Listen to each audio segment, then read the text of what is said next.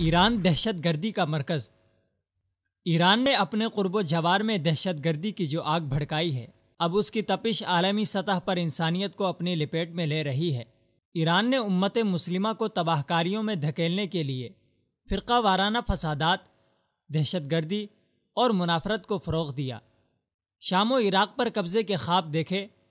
اور اپنے اعلی کار شیعہ دہشت گرد ملیشیاؤں سمیت مغربی قوتوں سے مل کر شام و عراق میں اپنے مذہبی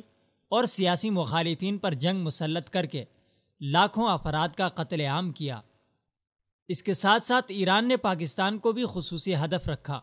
جن ممالک میں ایران براہ راست فوجی مداخلت نہیں کر سکا، ان ممالک میں ایران نے مقامی شیعوں کو استعمال کر کے دہشت گردی کی راہیں ہموار کی اور انہیں بغاوت پر اکسایا، جس کی تازہ ترین مثال یمن ہے،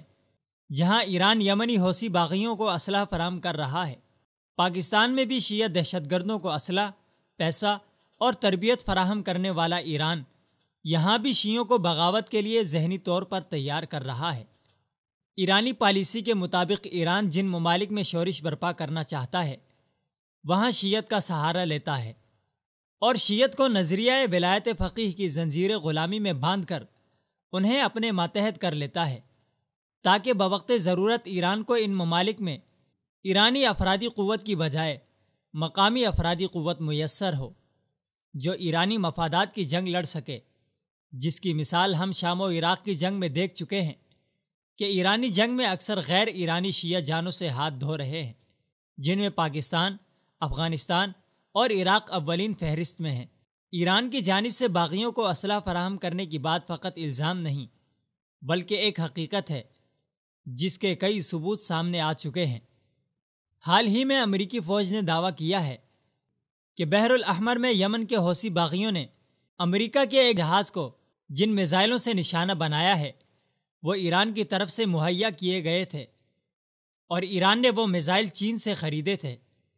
اطلاعات کے مطابق امریکی فوج کے ایک عہدیدار نے بتایا ہے کہ بحر الاحمر میں ہمارے ایک جنگی جہاز کو حوثی باغیوں نے C-202/1 طرز کے میزائلوں سے نشانہ بنانے کی ناکام کوشش کی تھی۔ یہ میزائل ایران کی طرف سے حوثی باغیوں کو فراہم کیے گئے تھے، جبکہ خود ایران نے چین سے یہ میزائل درآمد کیے تھے۔ امریکی فوج کا کہنا ہے کہ ایران نہ صرف یمن میں حکومت کے خلاف سرگرم شیعہ باغیوں کو اسلحہ فراہم کر رہا ہے، بلکہ وہ دنیا کے کئی دوسرے ملکوں کو بھی بھاری جنگی ہتھیار مہیا کر رہا ہے۔ یمن کے ساحلی علاقوں شبوت اور حضرموت میں حوثی باغیوں کو مہلک ہتھیار فراہم کر کے ایران نے عالمی سلامتی کونسل کی قراردادوں کی کھلی مخالفت کی ہے۔ مبصرین کا کہنا ہے کہ ایران پر دوسرے ملکوں میں شورش پھیلانے کے لیے وہاں کی شیعہ ملیشیاؤں کو اسلحہ اور دیگر مالی، مادی اور عسکری امداد کی فراہمی کا الزام پہلی بار سامنے نہیں آیا۔ ایران کھلم کھلا لبنانی شیعہ ملیشیا حزب اللہ، شام میں سرگرم کئی شیعہ دہشت گرد تنظیموں اور عراق کی دہشت گرد تنظیم الحشد الشعبی سمیت کئی گروپوں کو اسلحہ اور دیگر جنگی سامان مہیا کرتا ہے۔ یمن میں باغیوں کے زیر استعمال اسلحہ بھی ایران سے انہیں فراہم کیا جاتا ہے،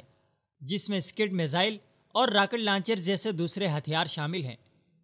عالمی ذرائع ابلاغ کے مطابق ایران، چین، شمالی کوریا